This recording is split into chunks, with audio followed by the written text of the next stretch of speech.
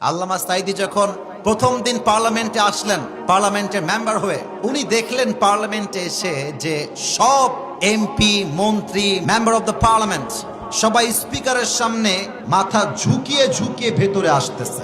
তো আল্লামা সাঈদী তার পাশে একজন সংসদ সদস্য, ওনাকে বললেন যে ভাই, আচ্ছা এই লোকেরা ঢোকার সময় রুকু দিয়ে ঢোকে কেন?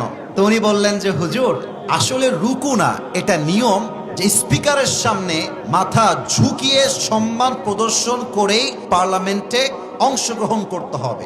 এবার আল্লামা সাঈদীকে একটা আর্টিকেল দেওয়া হলো, rules of procedure, article number 267, যেখানে লেখা ছিল পার্লামেন্টে ঢোকা অবস্থায় এবং বের হওয়া অবস্থায় উভয় অবস্থাতেই স্পিকারকে সম্মান জানাবার উদ্দেশ্যে মাথা ঝুঁকাইয়া সম্মান প্রদর্শন করিতে হইবে।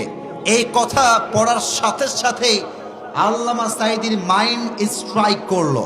উনি বললেন, অসম্ভব, একজন মুসলমানের মাথা জাস্ট আল্লাহর সেজদায় নত হবে, কোন মানুষের সামনে মুসলমান তার মাথাকে নত করতে পারবে না। উনি ভাবলেন যে এই নিয়মটা আমাকে চেঞ্জ করতেই হবে, but because he was newly the member of the parliament, নতুন নতুন এসেছেন, কি বলতে গিয়ে কি বলে ফেলবেন আর স্পিকার সাহেব বলবেন যে বসেন, এটা ইজ্জতে আঘাত লেগে যাবে। তো আল্লামা সাঈদী বললেন, পার্লামেন্টে কোন কোন ধারা নিয়ে কথা বলা যায় এটা বোঝার জন্য আমি জাস্ট 2 থেকে 3টা দিন সময় নিলাম।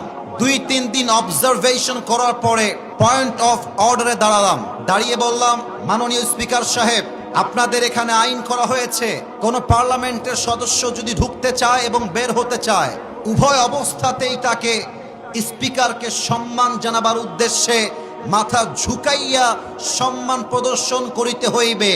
আমি কোরআন থেকে বলতে চাই, হাদিস থেকে বলতে চাই। তিনি দলিল দিয়ে 15 মিনিট বুঝাই দিলেন, মুসলমানদের মাথা জাস্ট আল্লাহর সামনে নত হবে, কোনো মানুষের সামনে নয়। এই কথা শুনে তৎকালীন সময়ের স্পিকার আল্লামা সাঈদীর দিকে চাতক পাখির মতো তাকিয়ে রইলেন, আর তিনি বললেন, মাওলানা সাহেব, আপনি যা বলেছেন আমি স্পিকার আপনার কথার সঙ্গে 100-এ 100 একমত।